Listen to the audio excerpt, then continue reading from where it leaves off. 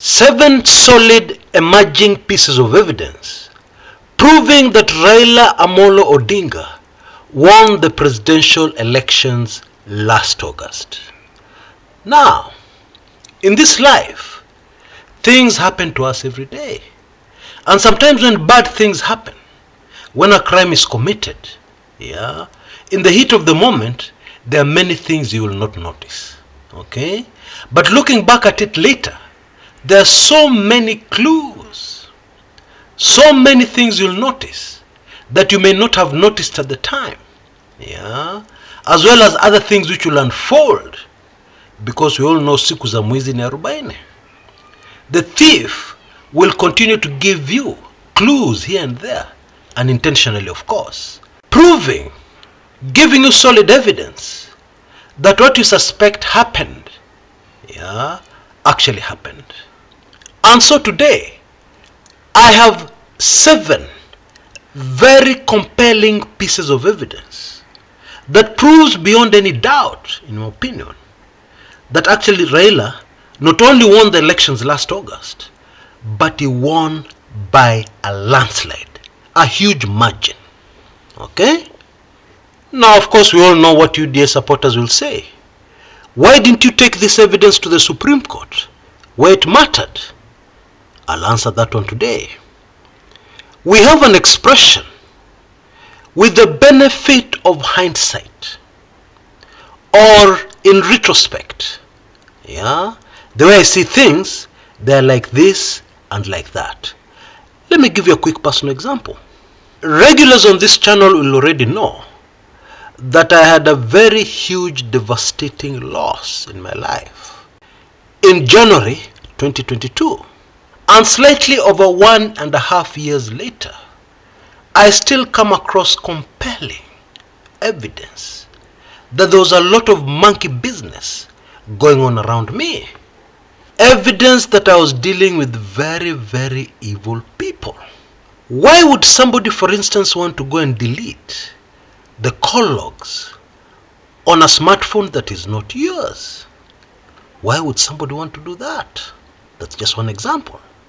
Anyway, my point is, this happens to all of us. This happens in life. It is normal. And so you cannot shoot back, at least not convincingly, and counter by saying, why didn't you go to the Supreme Court? Okay? Or why was this evidence not presented in the Supreme Court? But without wasting any more time, let's get straight into it. Solid piece of evidence number 1. The recent behavior of former IABC chairman Wafula Chebukati. Now, I'm keenly aware that not all of us are interested in the study of human behavior.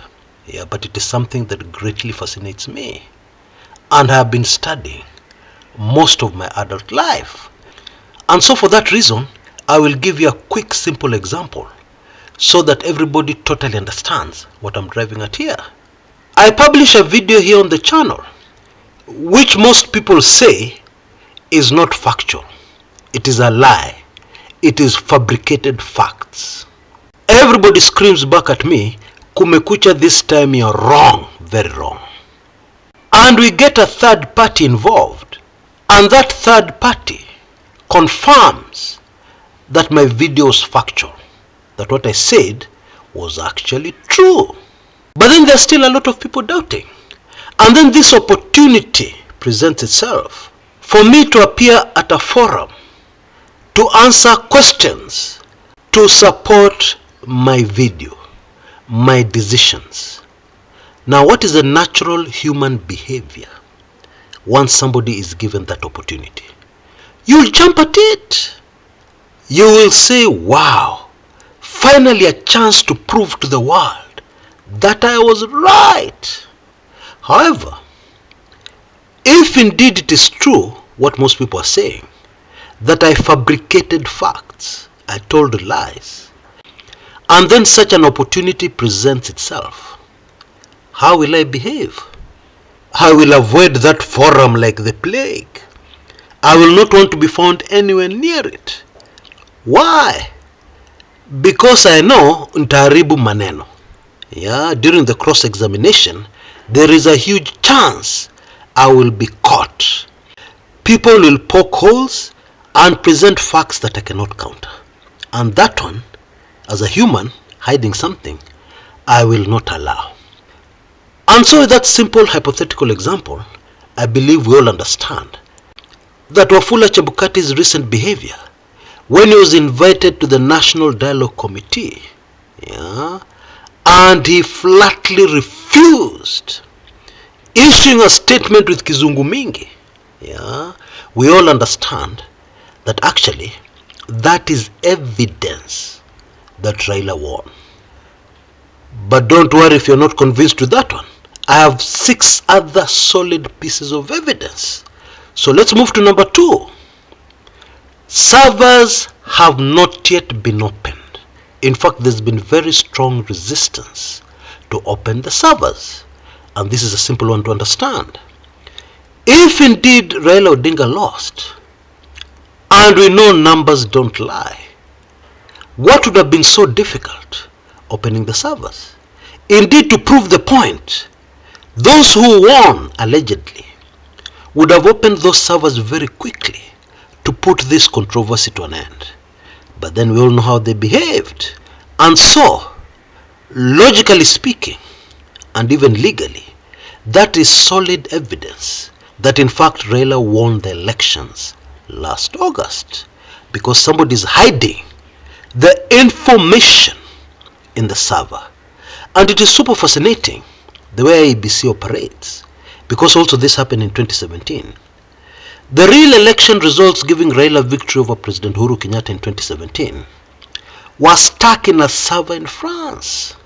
And this time round, again the real results were stuck in a server very far away from Kenya. You know, the IABC has servers in Nairobi, in industrial area. And maybe it is a coincidence, that the results were sent to a server outside the country, both in 2017 and in 2022. That is not a coincidence. Okay, so that is a very solid piece of evidence. Piece of evidence number 3, how the Cherera 4 IABC commissioners were treated. There was so much pressure put on them, they were threatened, and finally they were kicked out of the IABC. Some of them under pressure resigned because they could smell the coffee. And as we speak, out of the 4, 2 are out of the country fearing for their lives. Now that is very compelling evidence that these people have information that some people are very determined should never see the light of day. Because otherwise, why threaten people? If what they're saying is lies, if the information they want to give is irrelevant, it is just pure lies, fabricated things, then there should be no danger to anybody. Nobody should threaten them. It is just like in a murder case. You have these 4 witnesses who claim they saw something. And so if they are lying, if they did not see what they claim they saw, then those people are harmless. However, if indeed they saw something, then you can be sure that those who want to cover this crime will go to great lengths to put pressure on them, to threaten them, to make them feel not safe, etc., etc. You will remember that immediately after the election results were announced, the presidential election results, these 4 were already in serious trouble, under so much intense pressure. I now believe it proved to be impossible for them even to go back to the offices at the IABC. And if they did, there is no way things would have been normal. Now that one is important, because remember, if you're working in a place and you're a commissioner, when you go back to the office, you can request for information. In your capacity as an IABC commissioner, you can say, I want to see this information, I want to see that information. Can I please have it? I want access to this server, I want access to that. Isn't that correct?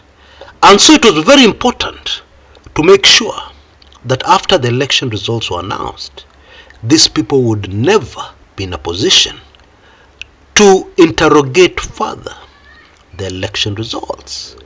You know, fiddling with an election is not an easy thing. And in many instances, you have to do the final touches after you have announced the election results. And we saw this in 2007, we saw it in 2013, we saw it in 2017, and I believe it was the same in 2022. You know, all those polling stations, all those figures, you're handling close to 19 million votes. It is not a joke fiddling with that. Even where computer technology is involved, because there are bound to be discrepancies here and there. The computer may not know that you have given victory to candidate A in candidate B's stronghold. The computer algorithm and software may not be able to detect that. And therefore a lot of finishing touches, especially in preparation for the Supreme Court case, have to be done after the election results have been announced. And therefore it would have been suicide to give the Cherera 4 a free hand at the IABC offices, poking around after a stolen election. And now we understand why what happened. Solid evidence number 4. The body language of UDA officials when they tell us they won the election. Now you know the designer of this human body did not design it for evil. The designer did not design this human body to tell lies. And when you design something not to do something, if you try and do something with that thing, you are bound to run into problems. There will be a reaction, definitely. Sometimes the reaction is very violent. For example, a bird which flies in the air was not designed to swim. If you try and put a bird inside water, hey, you will see the horrifying reaction. And the human body is the same. And that is where the study of body language is actually a science. Okay? When you tell a lie, there are several reactions. There is a chemical reaction in our body, there is a physical reaction in our body, and then there is the most obvious emotional reaction, nervousness. But of course we are all different, we vary. There are some people who are very hardened and may not display nervousness, or they'll be able to mask it very well. However, the chemical reactions, whether you like it or not, will kick in immediately you tell a lie. Allow me to dive into the science briefly so that we all understand that this is a very serious, important piece of evidence. Did you know that there's a certain chemical reaction in the body when you tell a lie that causes itching in the face? And therefore people telling lies may scratch at their face, maybe their nose, or a certain part of their face. That's a chemical reaction.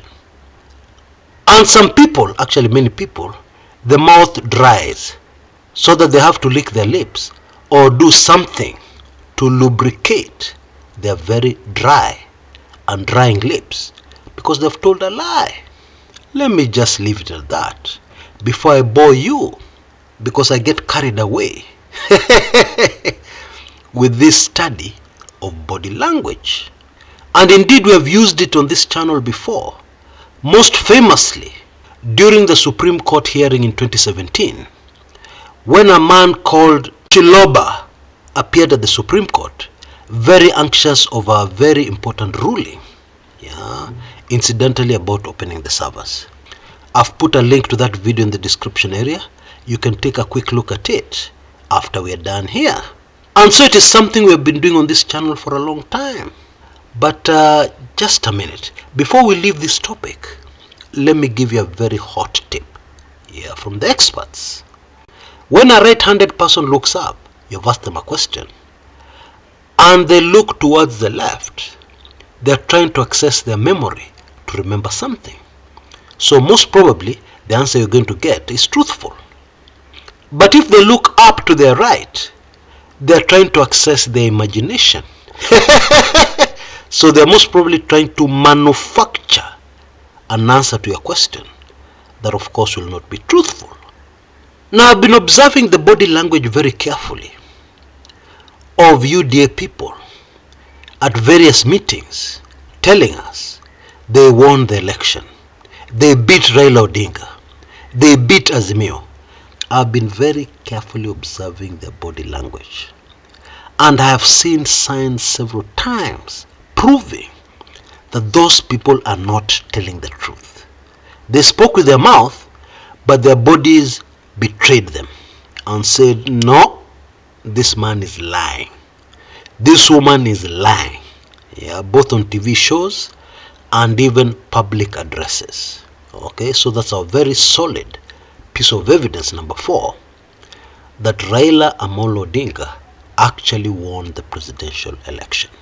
Now, before we go to number 5, let me give you a brief breather as I play you this short clip based on my very latest Moto Kuliko Pasi book, The Ruto Kenyans Will Never Know.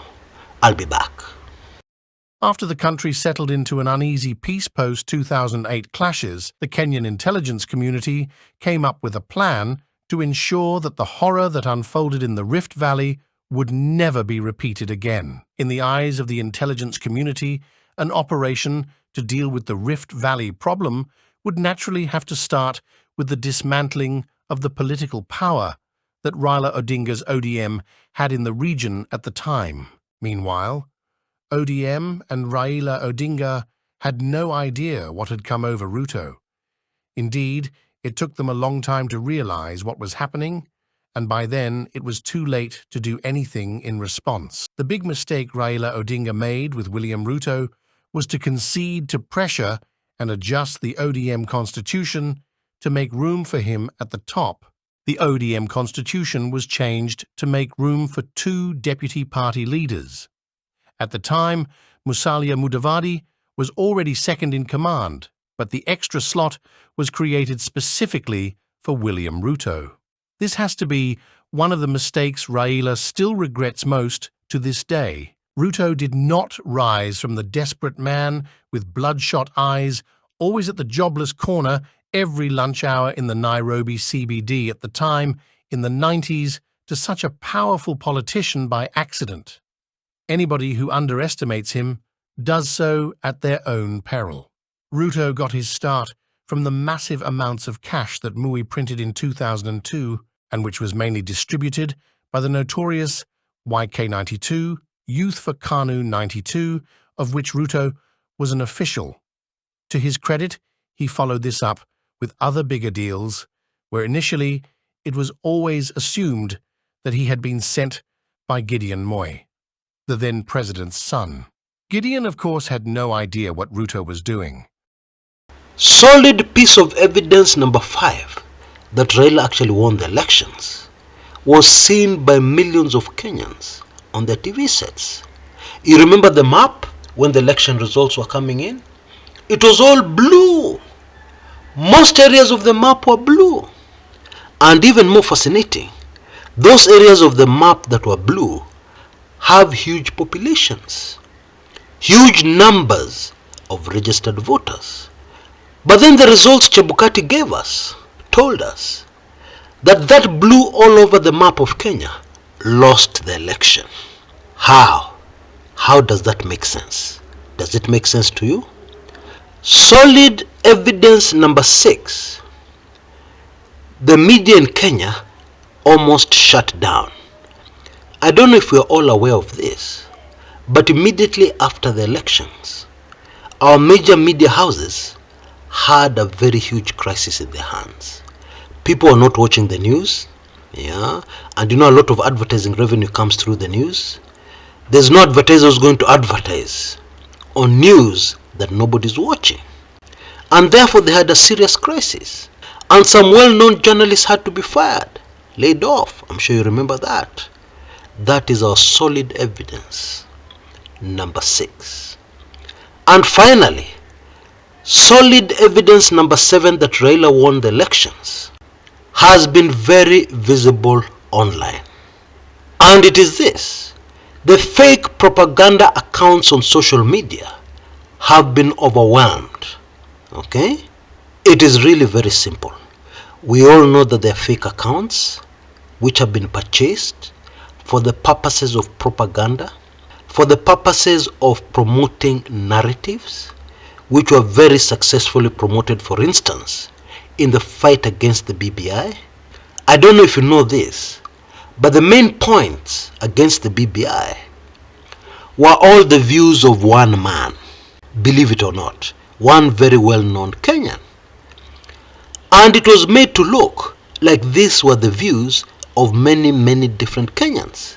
How was it done? It was done using these bots, fake accounts on social media, creating the impression that many people were saying the same thing, and many people were against the BBI. I covered that extensively in a book I wrote, The Tyranny of Fake Narratives. But this time around, we can very clearly see that the fake accounts have been overwhelmed. If you go to social media, you will quickly be able to tell that the current government, illegitimate government, hardly has any supporters out there. Where did they go? Where did those 7 million supporters go? Actually, it is easier to believe that they never existed in the first place. This is what this last piece of evidence tells us. Because if they existed, they would boost these fake accounts, and what would be getting now on social media would be two clear sides of a debate, those supporting the government and those against the government, in numbers. But is that what we see on social media? No.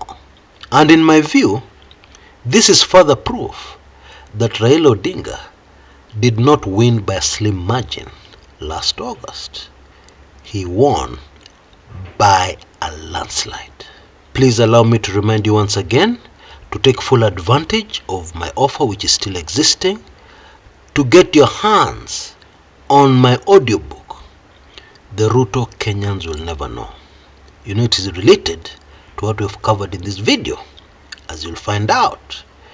Because in my opinion, and in the opinion of those who have already read it, the details, the stories, the information in this book has not been captured anywhere else so far.